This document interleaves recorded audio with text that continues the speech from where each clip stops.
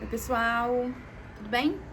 Eu sou a Verônica e, como vocês sabem, eu passei agora no último concurso do Senado Federal para o cargo de analista legislativo e, como a gente combinou no último vídeo, eu voltei para a gente falar um pouquinho sobre jurisprudência antes da prova. Tá certo que tá super perto, né? A gente tá com mais ou menos 10 dias antes da prova. Mas, como eu disse no último vídeo, né? Se esse vídeo agora ajudá-los a resolver pelo menos uma questão, já vou ficar super feliz. Vamos lá, no final do vídeo eu quero falar com vocês duas coisinhas rápidas, uma sobre regimento interno e uma outra sobre, enfim, horas de estudo, essas coisas todas.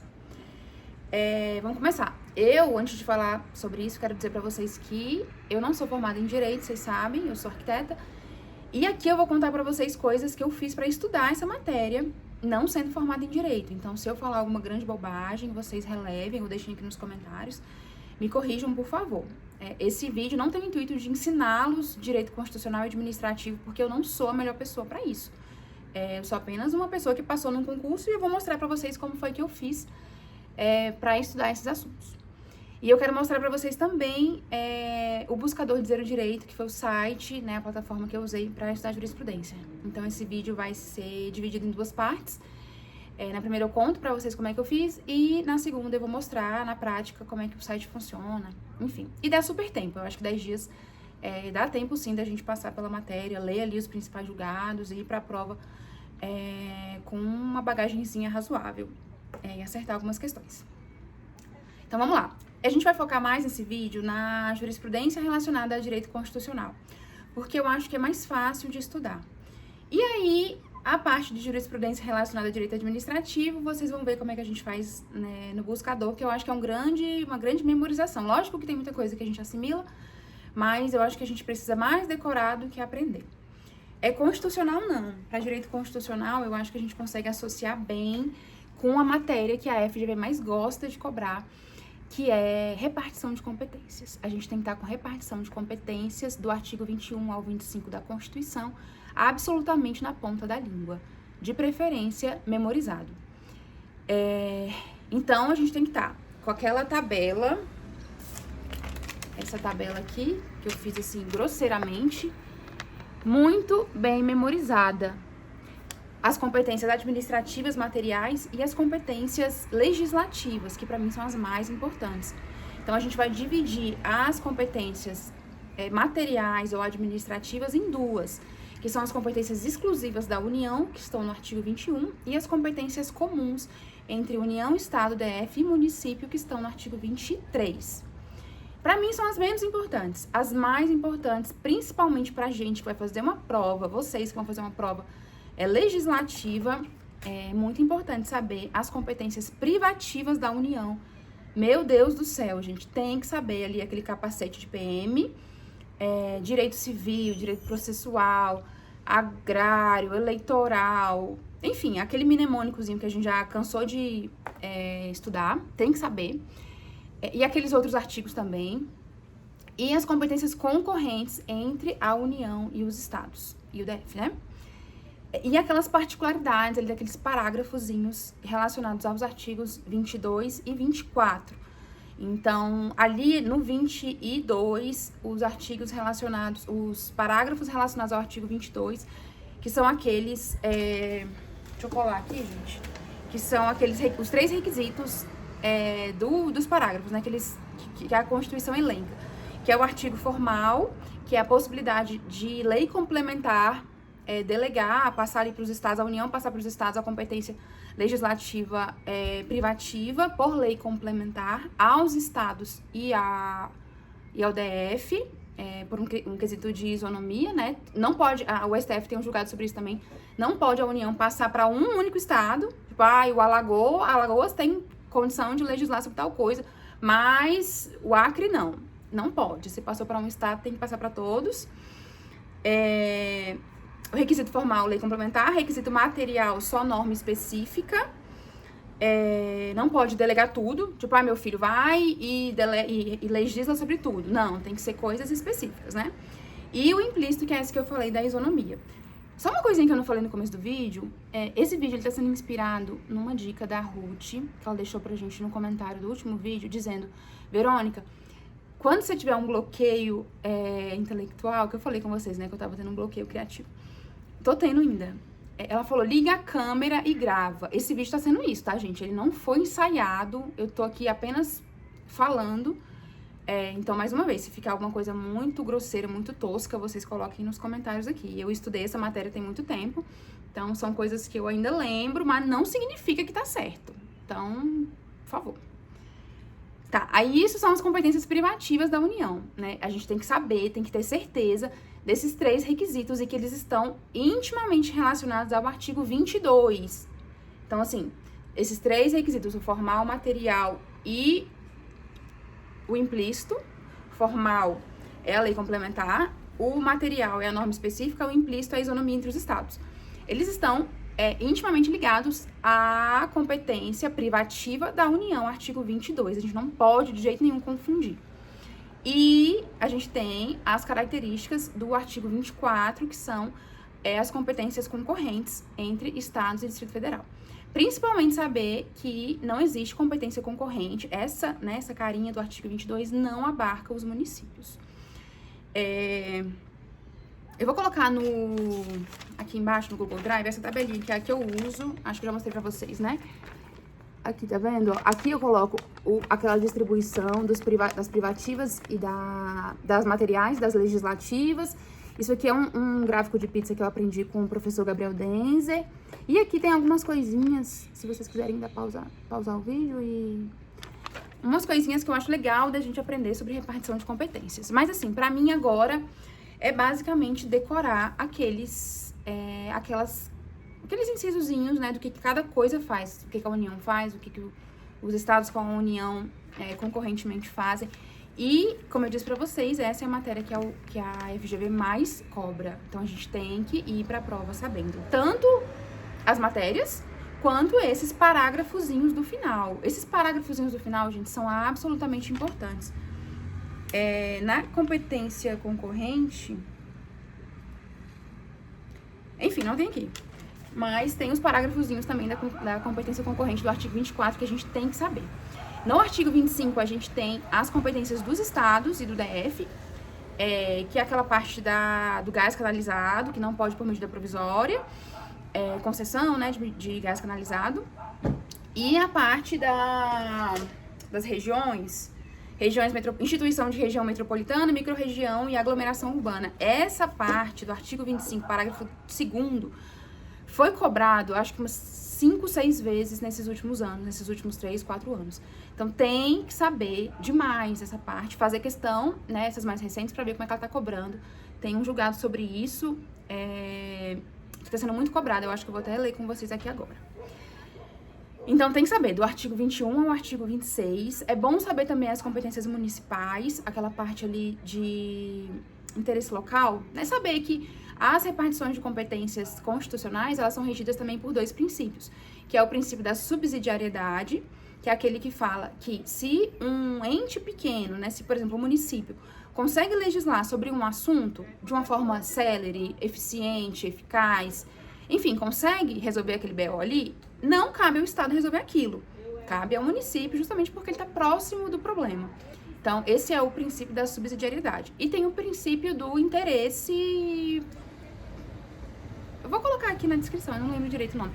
Mas é aquele que fala que cabe ao principal interessado resolver o problema. Então, por exemplo, coisas relacionadas à educação, né, nacional, lei de diretrizes e bases da educação. Cabe à União, porque é uma norma de interesse nacional, né, uma coisa que abarca o Brasil inteiro. Então, cabe a União legislar sobre isso. E é bom a gente ter esse bom senso de, na hora da prova, se porventura vocês não lembrarem, meu Deus, não sei se direito penal é da União. Então, a gente tem que trabalhar também um pouquinho de bom senso. O município pode legislar sobre direito penal? É uma coisa, assim, que é nacionalmente unificada, né? Que, enfim, abarca crime. Enfim, então é uma coisa mais nacional, né? Quando eu não conseguia memorizar tudo, eu tentava usar o máximo da lógica para as coisas. Então, comércio local, aquele julgado que sempre cobra, né? A FGV sempre cobra. Da distância entre postos de gasolina, Gente, o que o Brasil, a nação, o que a União tem a ver com, né, a distância entre 2 postos de gasolina. Então, isso é uma coisa que está relacionada ao interesse local, então compete aos municípios. Então, assim, eu fazia, sabe? Tentava o máximo que eu conseguia decorar, lógico, em primeiro lugar, as coisas que eu não conseguia decorar. Eu tacava ali na lógica e, meu Deus, tentava criar uma história ali na minha cabeça, alguma coisa que fizesse sentido pra mim. Isso é a parte da repartição de competências. Mais uma vez, pelo amor de Deus, a gente tem que ter isso muito claro na nossa cabeça. O máximo de coisas decoradas possível, porque são itens soltos, né? Poucos deles se relacionam uns com os outros. Então, a gente tem que ter memorizado essas coisas até para embasar o nosso estudo de jurisprudência. Vocês vão ver que muitas coisas da jurisprudência relacionadas ao direito constitucional estão intimamente ligadas com essa repartição de competências, né? A que ente que cabe, né? Muitas leis passam no Congresso, nas assembleias, nas câmaras de vereadores, e que são inconstitucionais justamente porque não cabe àquele ente legislar sobre aquele assunto. Então, é muito importante a gente ter claro essa repartição de competências na nossa cabeça. Eu vou passar com vocês aqui rapidinho por alguns julgados do STF do ano de 2023 que foram cobrados nas provas da FGV. Mas eu tô percebendo que a FGV anda cobrando coisas novas, então não significa que elas podem ser cobradas de novo. Eu poderia, com muito prazer, falar, gente, decorem esses aqui porque já foram cobrados muitas vezes. Mas não, foram cobrados de forma esparsa, assim, né? Um ou outro. Eu não percebi uma recorrência nessas questões. Então, eu recomendo muito que vocês leiam, saibam, mas que passem pelo máximo de julgados que vocês conseguirem, pra gente tentar ser o menos surpreendido no dia da prova. Eu vou colar de novo, porque é impossível de memorizar essas coisas, né? Mas eu fiz uma listinha aqui do mais importante pro menos, que eu, né, julgo. Uma sobre emenda parlamentar que eu acho muito importante, que é possível que haja emendas parlamentares em projetos de lei de iniciativa do Executivo e do Judiciário, porque emenda parlamentar a gente tem que entender que é uma característica própria do Poder Legislativo. Então, os senadores, junto com os deputados estaduais, com vereadores, eles têm a competência de emendarem os projetos iniciados por qualquer outra pessoa. Então, é deles, né? É uma função própria deles. Então, eles podem, desde que cumpridos aqueles 2 requisitos, que é o requisito o material da pertinência, né? Desde que guardem pertinência temática com a proposta original e desde que não acarretem aumento de despesa. Esse da emenda a gente tem que saber na ponta da língua. Ele é muito importante para a prova, ainda mais a gente que vai fazer uma prova legislativa. Essa aqui é muito importante, já caiu na FGV. Todas essas aqui já caíram, né? Mas ela é muito importante. Que fala que não usurpa a competência privativa do chefe do Poder Executivo. A lei que, embora crie despesa para a administração pública, não trate da estrutura da estrutura ou da atribuição de seus órgãos dentro do regime jurídico de seus servidores. Então, aqui é um tema que a FGV ama, que é o artigo 84 da Constituição, falando sobre o Poder Executivo. Então, a gente tem que ter em mente o que o Executivo faz, mas que propor projetos de lei que acarretem despesas não é só o presidente da República que pode, né? Enfim, imagina se uma política pública depende só do presidente da República. Ele tem as atribuições dele ali no artigo 84, mas não é tudo o que envolve dinheiro público que cabe ao presidente da República. Uma clássica, que é a do nepotismo, que fala que a lei que proíbe o nepotismo não é exclusiva do presidente da República. Ui, calor. Então, parlamentares podem propor projetos de lei relacionados ao nepotismo e não depende de lei também, né? O STF também entende isso, que... Enfim, não depende de lei. Eu não lembro de muito mais coisa, gente. Eu vou ler aqui e a gente depois complementa com o site, com o buscador. Aquela clássica, né, que a sanção ao projeto de lei do presidente da República não convalida os erros, porque já nasce inconstitucional. A FGV também gosta muito de cobrar essa questão. Tá meio batida, mas ela gosta de cobrar. Esse documento aqui que eu tô lendo pra vocês, eu vou colocar também aqui na descrição do vídeo pra vocês, enfim, se quiserem dar uma lidinha também. Inconstitucional a norma da Constituição Estadual que preveja que... essa aqui é maravilhosa. A FGV gosta muito de cobrar Tribunal de Contas. Então, o artigo 74, 75 ali, a gente também tem que saber. E essa aqui é muito boa. É inconstitucional a norma da Constituição Estadual que preveja que compete às câmaras municipais o julgamento das contas do presidente da República. Então, aqui a gente tem que entender a estrutura do julgamento das contas. Saber que cabe ao Tribunal de Contas, que cabe ao Congresso Nacional o julgamento só das contas do presidente da República. O resto, todo mundo, eu, você, o presidente do Senado, o presidente da Câmara, o Papa, ele vai ter suas contas julgadas pelo Tribunal de Contas. É só o presidente da República que tem as contas julgadas pelo Congresso Nacional. Então, a gente tem que saber replicar essa estrutura para os estados. Então, a mesma coisa, só o governador no Tribunal de Contas Estadual, só o prefeito no Tribunal de Contas Municipal, quando existe, né? Ou então o estadual. Então, já aconteceram algumas vezes de passarem leis atribuindo à Assembleia Legislativa, por exemplo, o julgamento das contas do presidente da Assembleia Legislativa. E aí o STF já julgou isso inconstitucional. Então, essa estrutura de julgamento de contas tem que estar extremamente claro na nossa cabeça antes da gente ir para a prova. E também, ainda relacionado com essa parte dos tribunais de contas, saber aquela distinção de contas de governo e contas... aquelas duas contas da parte ali do prefeito. Eu tô pecando muito nesse vídeo, né, gente? Eu não lembro de muita coisa. Mas tem aquela diferença das contas. Eu vou colocar aqui também na descrição essa diferença. E aí, saber que o parecer do Tribunal de Contas só deixa de prevalecer por 2/3 dos membros da Câmara de Vereadores. Passem por essa matéria também, deem uma relembrada nisso. A FGV ama de paixão. Sempre cai alguma coisa relacionada ao Tribunal de Contas nessas provas legislativas.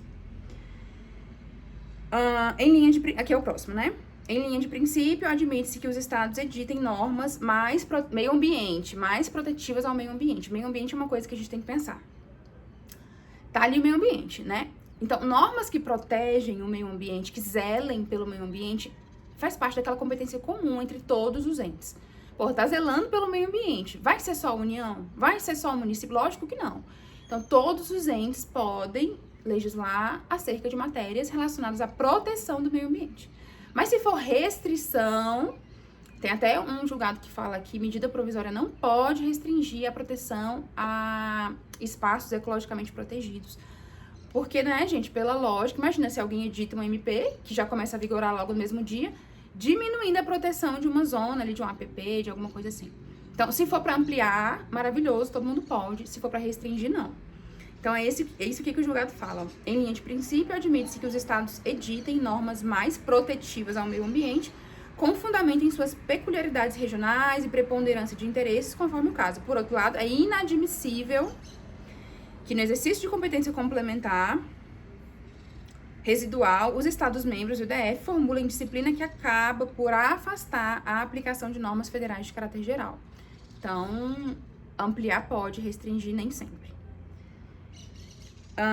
Aqui, aquele que eu falei pra vocês,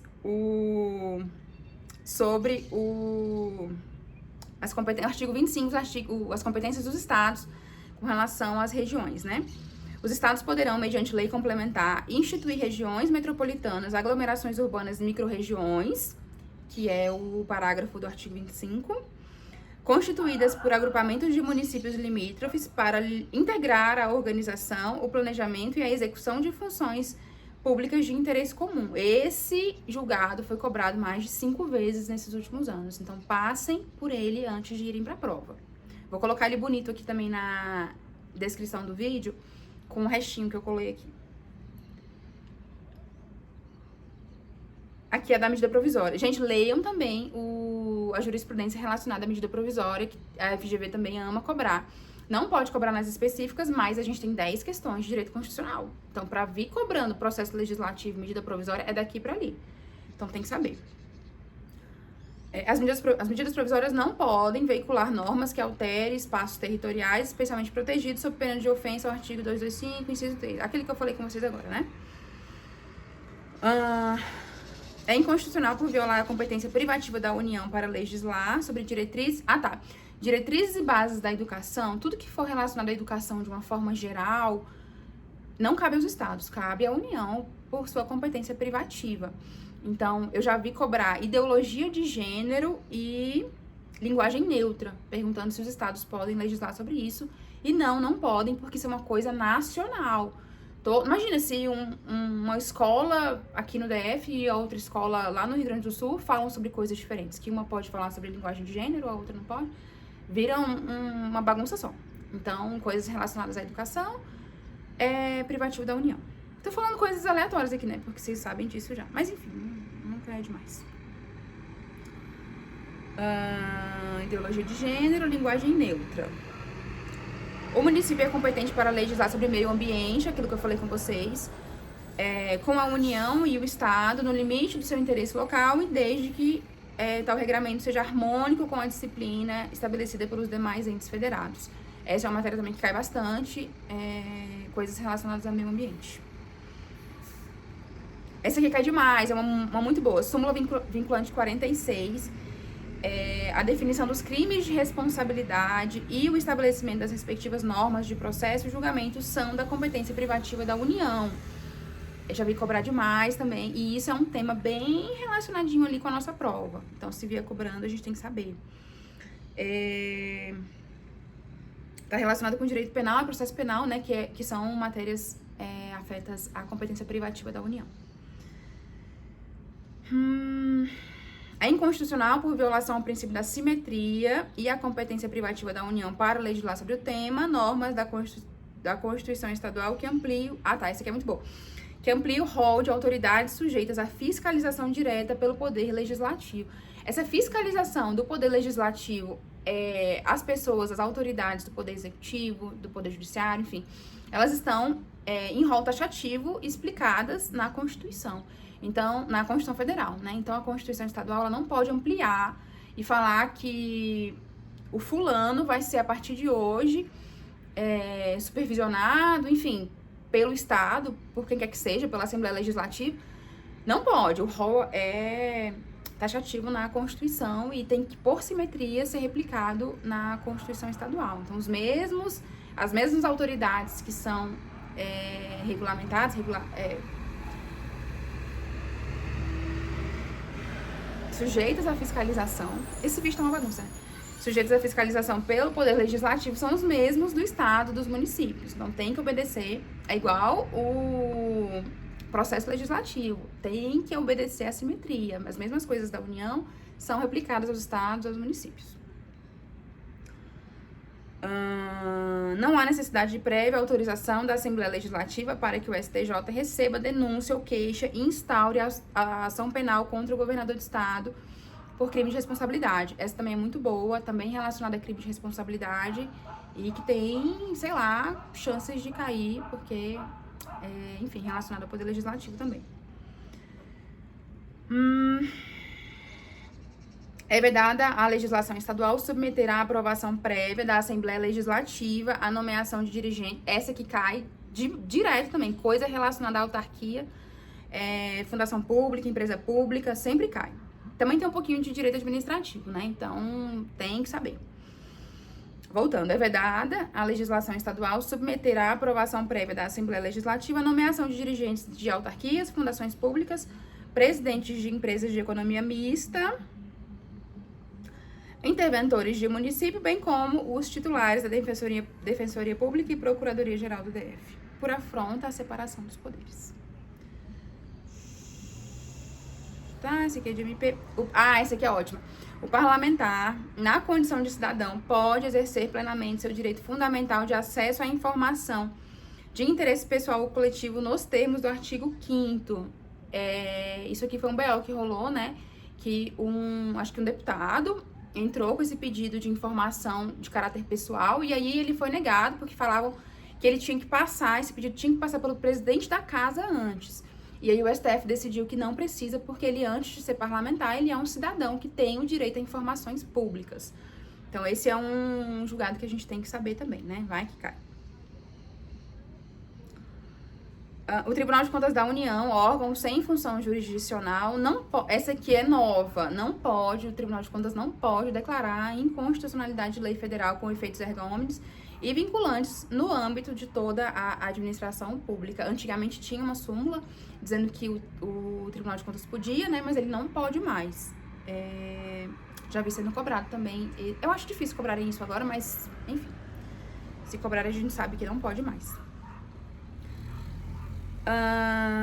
É inconstitucional a lei de iniciativa parlamentar que trate sobre os cargos, a organização e o funcionamento do Tribunal de Contas, porque o Tribunal de Contas é um órgão independente, ele não tem vínculo com o Poder Legislativo, ele é um órgão independente, então cabe ao próprio Tribunal de Contas o início dos projetos de lei relacionados à sua organização.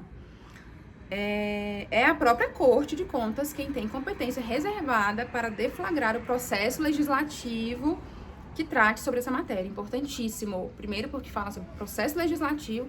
Segundo, porque fala sobre Tribunal de Contas. Então, um julgado super quente de cair. Compete aos municípios legislar sobre a obrigatoriedade da instalação de hidrômetros individuais nos condomínios. Um julgado super específico, mas a FGV cobrou ano passado. Então, aqui é aquela coisa que eu falei com vocês de tentar trabalhar o trem pela similaridade. Tipo, o que o Estado tem a ver com hidrômetro? Que é enfim, uma coisa super local. Então, se cair, a gente tem que usar um pouco do bom senso. Nunca vi esse julgado. Então, pela lógica, a quem cabe isso aqui? Cabe aos municípios, porque, enfim, é uma coisa super local.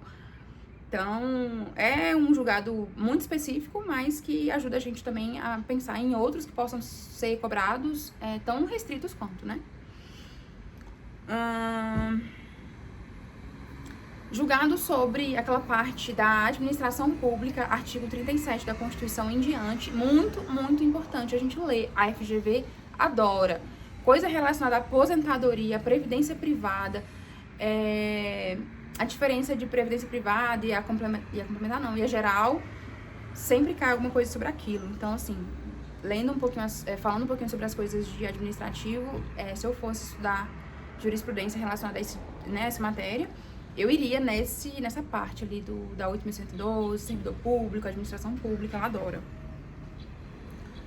É constitucional norma legal que veda aos servidores titulares de cargos efetivos de agências reguladoras.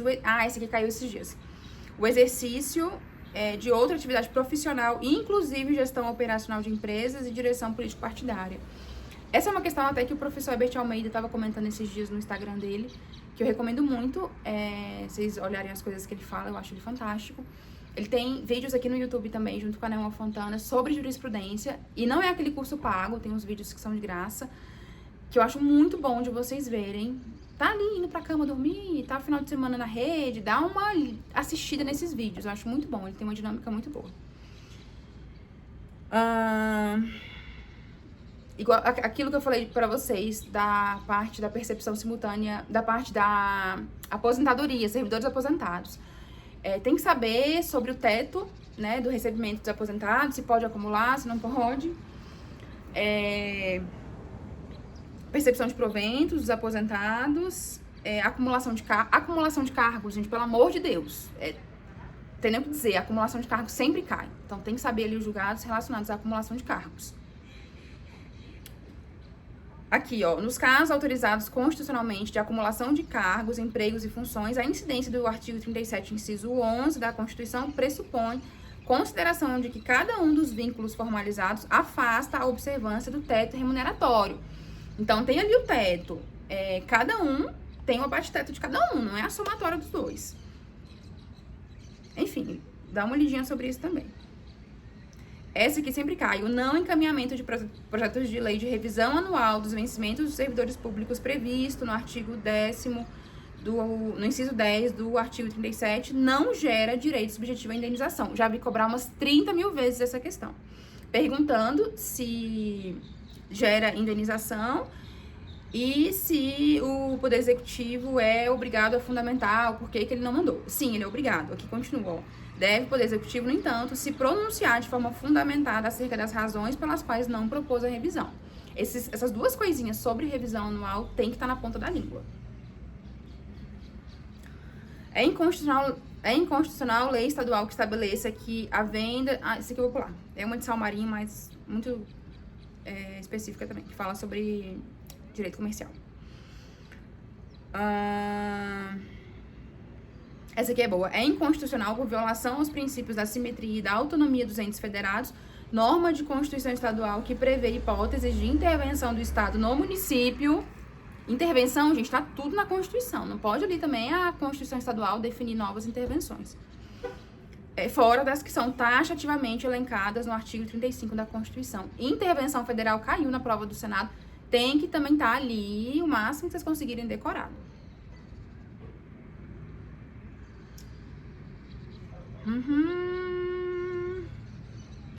Súmula vinculante número 10. Viola a cláusula de reserva de plenário, a decisão de órgão fracionário de tribunal que, embora não declare expressamente a inconstitucionalidade de lei ou de ato normativo do poder público, afasta sua incidência todo em parte. Cobra muito essa questão também. Eu acho muito difícil, porque geralmente cobra em prova do Poder Judiciário, mas, né, nunca é demais a gente ficar sabendo.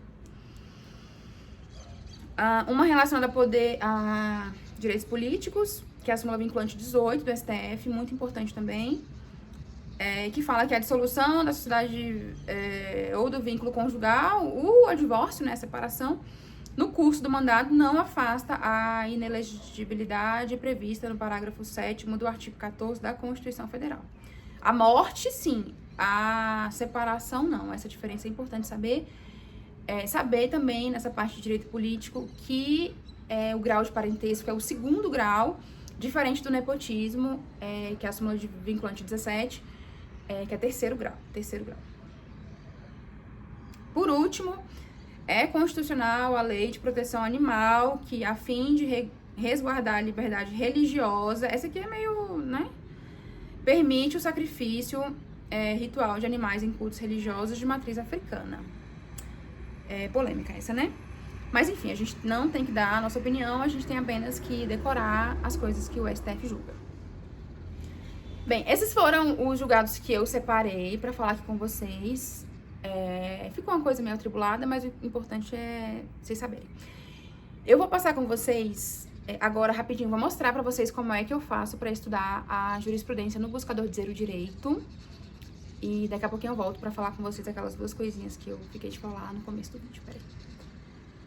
É o buscador, né? Buscador Dizer o Direito, aqui em cima. Eu sempre venho aqui, ó, jurisprudência. Aqui eu só coloco constitucional. Aqui aparecem todos, né? 908 julgados desde o século passado, né? Aí aqui estão os temas, né? A gente vai ficar só nesses dois primeiros, basicamente, né? Então, aqui eu gosto de colocar eu gosto de ler os de organização do Estado, os de competências legislativas e os de poder legislativo. É coisa pra caramba, mas a gente consegue dar uma filtradinha nas coisas que mais importam. Então, eu venho aqui em ver todos, e aí aqui é por ordem cronológica, do mais recente pro mais antigo. E aí, aqui, ó, aquele que eu comentei com vocês, né? Sobre a intervenção dos estados. Aqui ele já dá o resumo, né, na ementa. A data aqui do ano passado, então muito recente. E aqui ele coloca os comentários, né? Ele vem explicando aqui bonitinho, ó, o princípio da autonomia dos entes. Ele coloca aqui, dá uma aula. Coloca aqui, ó, todos os princípios. Já faz a gente relembrar de muita coisa aqui. Enfim, dá aqui os conceitos, equilíbrio federativo, intervenção. Conta aqui bastante coisa, ó. A diferença entre as coisas, as hipóteses. Ele conta bastante coisa aqui antes de adentrar no próprio julgado. E aí ele vem aqui, né, contextualiza aqui o porquê do julgado. E aí vem trazendo, explicando certinho. Coloca aqui outros julgados relacionados ao assunto. Coloca questões de provas antigas aqui. E aqui ele finaliza, né? Esse aqui tá um julgado bem extenso, ele explica bastante coisa, né? Depois que eu leio esse, eu venho passando pelos que eu acho que mais importam. Mesma coisa. Tem uns que são bem pequenininhos. A depender da matéria, a gente não precisa ler tudo, né? Só precisa ler esse resuminho aqui pra, né, relembrar o assunto. E aí eu venho lendo os mais importantes. Assim, tem uns que são muito específicos, ó. Esses aqui, por exemplo, de cobrador de ônibus, eu já não leria tanto.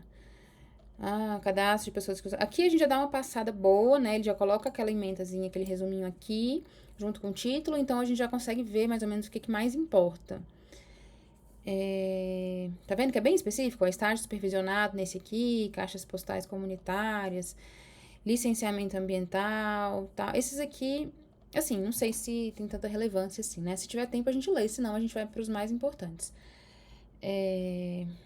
Aqui em Poder Legislativo eu gosto muito também de ler, porque é uma prova de Poder Legislativo, né? Então a gente tem que ver, ó, deputado federal, pelo amor de Deus, gente, tem que ler esses aqui, ó, principalmente em relação ao deputado, que o estadual, imunidade formal, Ave Maria. Mesa diretora, que a Assembleia, é bom demais ler isso aqui, ó. Pelo menos esse textinho aqui, ó, pra gente se situar, se cair na prova, a gente saber do que tá falando. Parlamentar, poder, tá vendo esse aqui, que a gente citou, né, no vídeo, que não é esse especificamente, mas é relacionado ao assunto. Reeleição de membro de mesa, recondução, nossa senhora, gente, isso aqui é importante demais. Ajuda de custo, CPI, pelo amor de Deus, gente. O governador não pode ser obrigado a depor em CPI instaurado no Congresso Nacional. Lindíssimo esse julgado. Esse aqui caiu na prova do Senado, ó. Depois foi anulado, mas ela caiu. Gente, enfim. E aqui, ó, no final, ele coloca julgados muito antigos. Eu nem sei se esses aqui em cinza estão valendo ainda. Ah, não, esses aqui são os que eu marquei como lidos na época do Senado. Então, assim, são julgados antigos, ó. Esse aqui é de 2013. Então, não sei nem se vale a pena a gente ler esses muito velhos. Mas, ó, são 2 páginas de jurisprudência do Poder Legislativo. Então, vale muito a pena parar para dar uma lida neles. Processo, se eu não me engano, tem um pouquinho mais, mas eu leria também. Tem 59, mas, assim, se ler os 20 primeiros já tá maravilhoso. Ó, eu li todos, tá vendo? Daqui para baixo eu li todos. Então, esses aqui são os novos, ó. Aqui, ó, o que a gente falou... o que a gente falou mais cedo sobre as emendas parlamentares. Rito de urgência, nossa senhora, gente, pelo amor de Deus, chega a me dar uma aflição. Lei de iniciativa parlamentar, tem que ler. Processo legislativo, poder legislativo, a gente tem que ler. E direito constitucional, principalmente organização do Estado, competências legislativas e esses 2, né? Tribunal de Contas também, Ave Maria. Poder executivo também. Mas esses aqui não tanto, né? São provas mais específicas para o Judiciário, Ministério Público.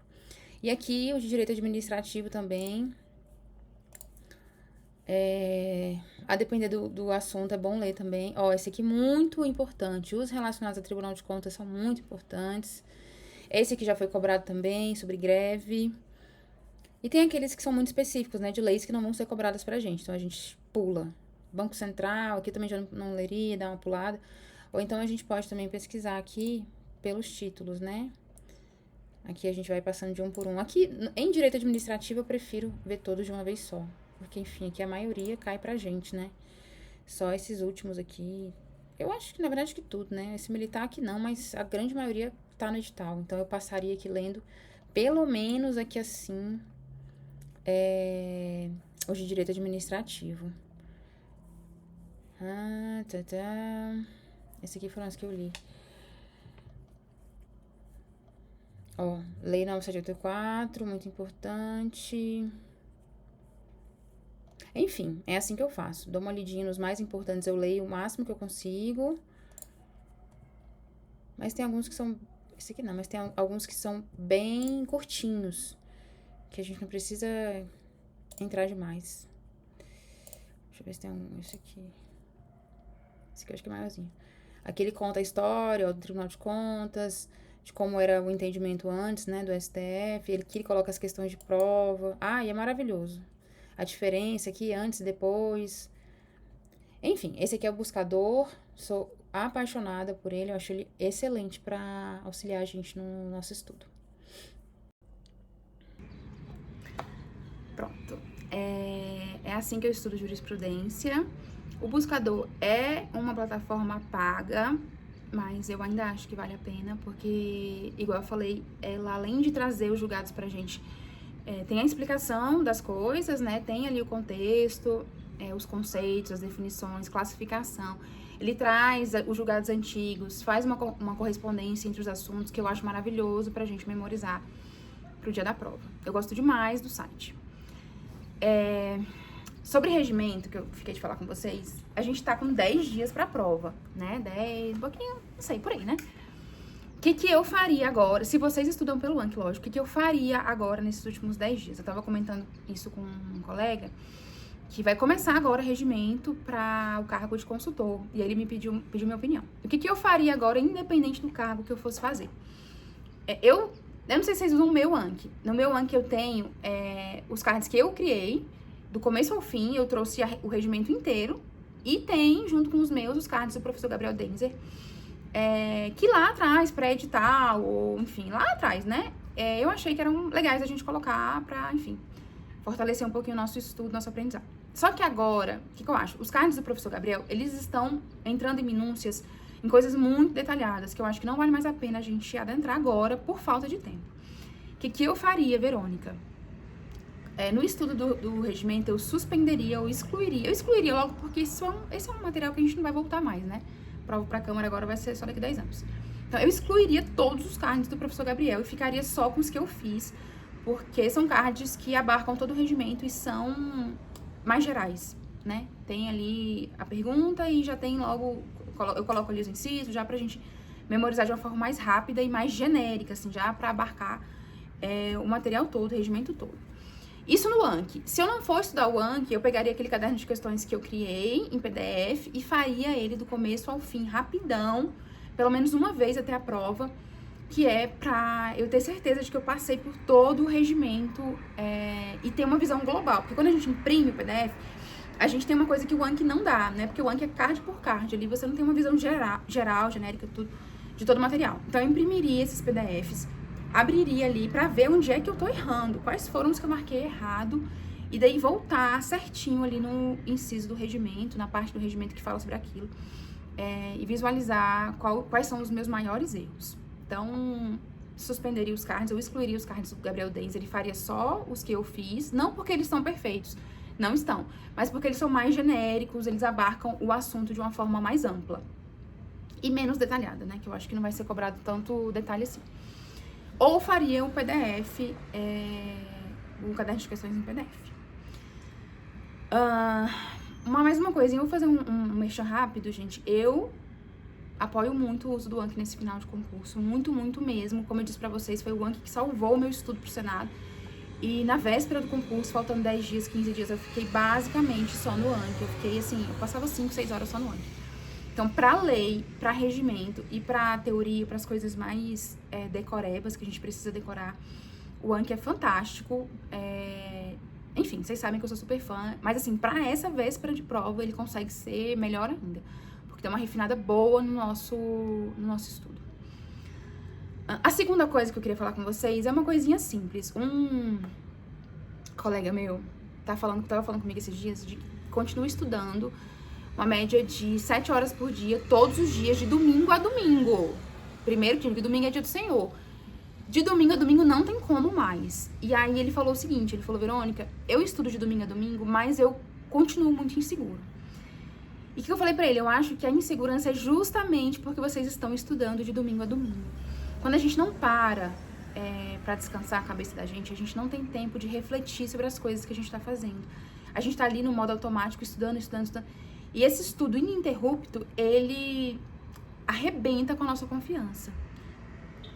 Ele não ajuda, a gente tem essa impressão de que quanto mais a gente estuda, mais confiante a gente vai ficar. Mas nesse ponto do estudo, isso não é verdade mais. A gente precisa diminuir o ritmo justamente pra gente criar essa confiança dentro da gente. Então, agora é hora da gente trabalhar a cabeça e diminuir o ritmo de estudo justamente pra gente conseguir melhorar a nossa ansiedade, a nossa confiança no dia da prova.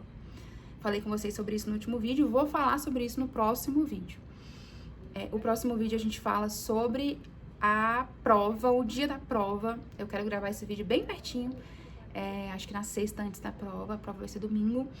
E eu quero falar com vocês sobre as coisas que eu fiz no dia da prova, no dia antes da prova, depois da prova. Enfim, o tema vai ser coisas relacionadas à prova.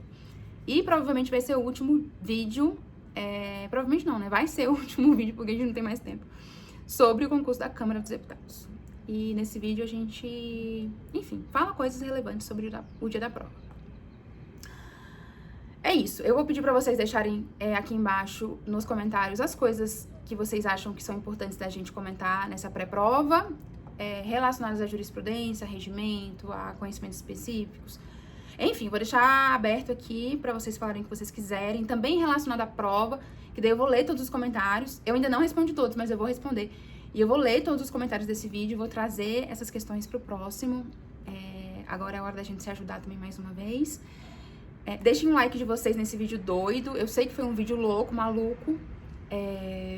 Mas como disse Ruth, né? Eu tinha que abrir a câmera aqui e gravar sem ensaiar. Então foi um vídeo sem ensaiar. Espero que não tenha ficado tão ruim assim. Então, se vocês gostaram, deixem um like de vocês, comentário, enfim. Até o próximo vídeo, o último vídeo da nossa saga para a prova da Câmara dos Deputados. Um beijo.